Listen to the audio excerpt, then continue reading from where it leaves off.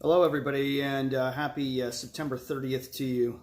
This is a post-presidential debate number 1 review and a highlight of some of the presidential and vice presidential debates yet to come. There was a fierce rivalry and a lot of interruption last night in the presidential debate, the first of its series, and it was no doubt entertaining as it had promised to be. One of the biggest takeaways from the debate was the inability to hear what the other individual was saying. President Trump was attacked multiple times by Chris Wallace, being told to be quiet and stop interrupting. Attack may be a harsh word, but it was more chaotic than some of the most chaotic debates I've ever seen. It kind of reminded me a little bit of the Republican presidential debates back in 2015 when they were narrowing the field and Trump went after some of the members of his own party in a pretty intense and vicious way at times. So I'm going to kind of recap what happened last night and then give a synopsis of what's to come in the next few weeks. And this is a really interesting season, so everybody needs to stay tuned. So last night's debate took place September 29th, obviously, at the Case Western Reserve University in Cleveland, Ohio. Fox News Sunday anchor Chris Wallace did the moderation, and the format was based on 6 segments, approximately 15 minutes each, with the topics that were chosen by Chris Wallace. And I'm going to kind of recap what we heard. And for those of you who watched, you knew exactly how this went down. And the Trump and Biden records were the first thing to be mentioned, although they kind of intermeshed a lot of topics, not always staying on point. Trump made it very clear, and he said a comment that he's been using a lot on the campaign trail. I've done more in my 47 months in the office than you've done in your 47 years in politics. Biden went on to make his case, primarily calling out Trump's faults, not necessarily going into anything that he's done in the past and how it would bridge into his current and future policies, kind of riding off the record of Obama, unfortunately. As vice president, that was kind of his legacy. So they went into the obvious issue of the Supreme Court, which has been in the news in the last week. They talked about Trump's current nomination of Amy Coney Barrett to the Supreme Court following the passing of Ruth Bader Ginsburg. They did allude, at least Trump did at one point, to the nomination that Obama and Biden had made to Merrick Garland at the end of Obama's last term, and how they were 10 months away from the elections and it was deemed unnecessary to pick a Supreme Court justice, so it was delayed essentially within Congress. We're seeing a repeat now with a much shorter time span, but Trump did make the case that the presidency doesn't officially end until he leaves office in January of 2021, and there would be more than enough time to confirm Barrett if she was indeed considered as a Supreme Court justice. So they talked about COVID-19, of course, probably the biggest or the topic that had the most time spent on it. Of course, it goes without saying, the 200,000 plus deaths. Biden kept saying 200 million and then having to correct himself. He said it before, he said it again this morning in a news conference. 7.1 million cases, diagnoses in the United States, and the current progress on the vaccine that Trump, his administration, and the CDC are working on in conjunction. Big pharmaceutical companies like Johnson & Johnson and companies like that are working on this. Trump did highlight the fact that Kamala Harris cast doubt on the vaccine and told people that she wouldn't take it because she doesn't trust Trump, which is really kind of dangerous. And I think that point has been alluded before. But it was really unclear what Biden would do specifically to change the tide of deaths, and other than wearing a mask. That really was all he had suggested. We can save 100,000 lives by wearing masks between now and the end of the year. Not very poignant. And I'm just being honest here. This is not poignant. The economy, of course, came up because one of the direct impacts and the fallouts of COVID-19 was the dramatic hit the economy took. Local economies, small businesses in particular, really felt it. Food service industries and restaurants took a big hit on this. So first line workers, grocery store workers, and the essentials. They're still hanging in there, but they're using precaution, and the PPE and all the extra costs and the government support or lack thereof is an additional cost. Medical costs are being racked up through things like this. One of the other things that was really important about this, if you think about the airline industry, for instance, they've taken a big hit. Record unemployment numbers that had existed up until the end of the first quarter of this year took a stark drop. Chris Wallace drew attention to the point that there was slower growth in the unemployment in the economy for new jobs when Trump took office than there had been at the tail end of the Obama administration, although they were coming out of one of the slowest growth periods ever.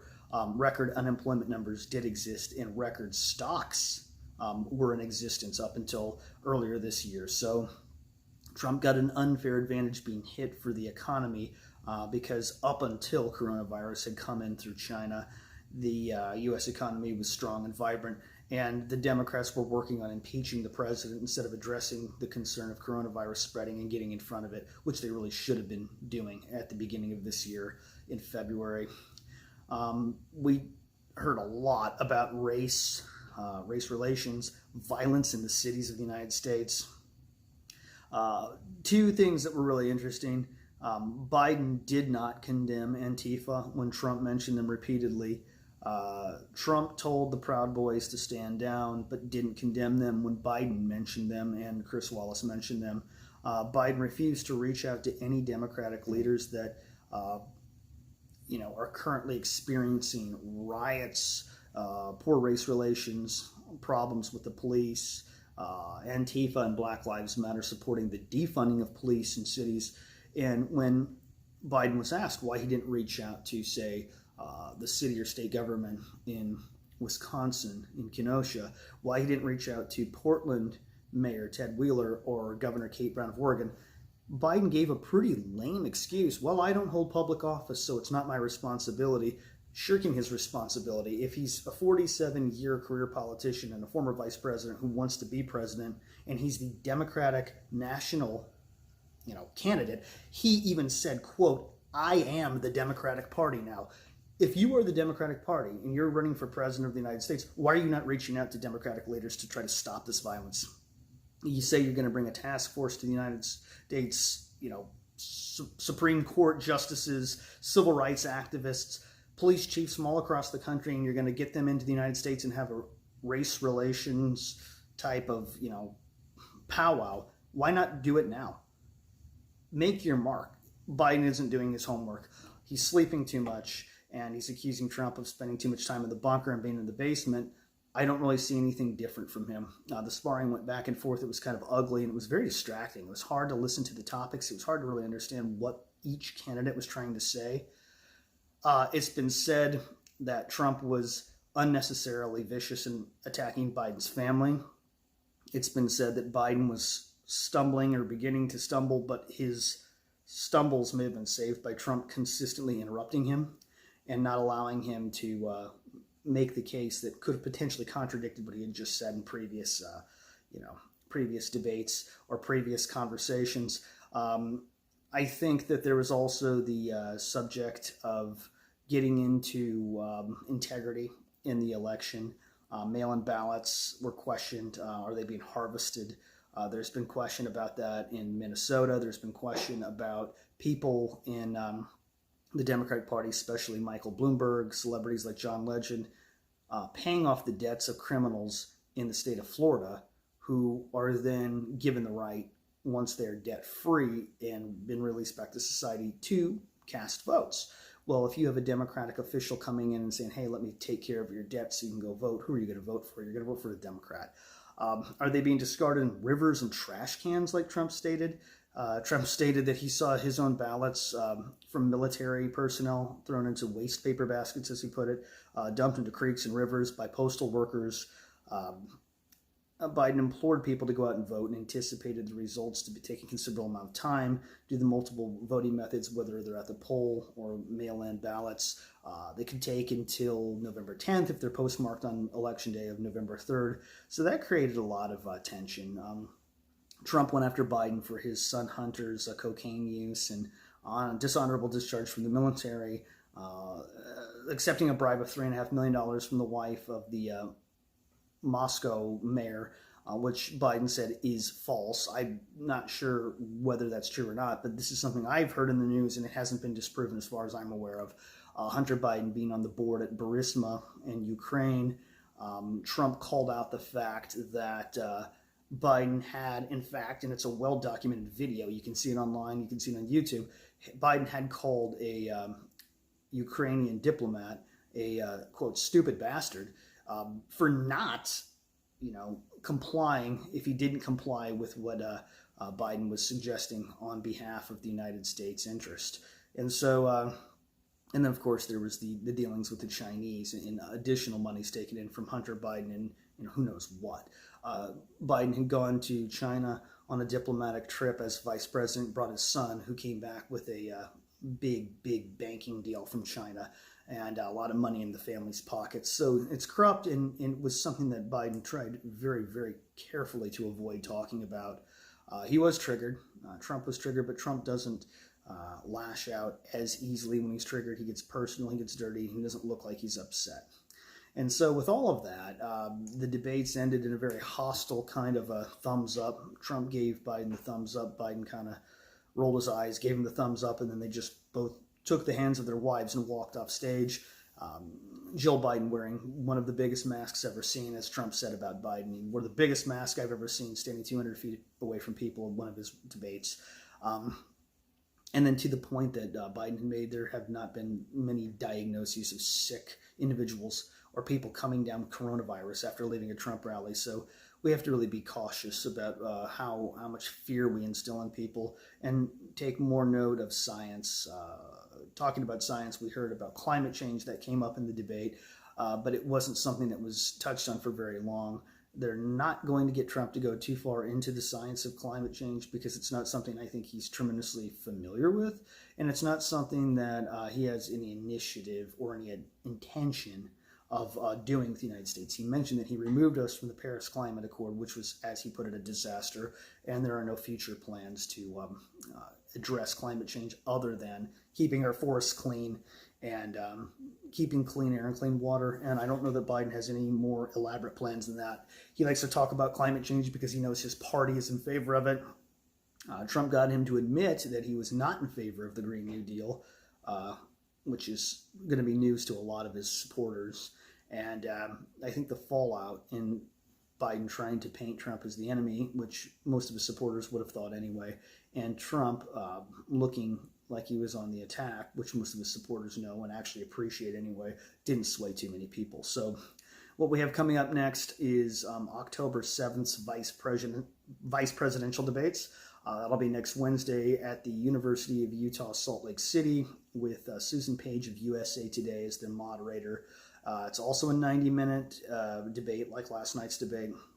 Harrison Pence will tackle 9 segments, approximately 10 minutes each, so there's going to be more topics and a short amount of time to cover those, just due to the fact this is condensed into one debate. For the VP candidates, the moderator asks an opening question, after which each candidate has 2 minutes to respond, and they'll use the balance time in a segment for deeper discussion on a topic as needed.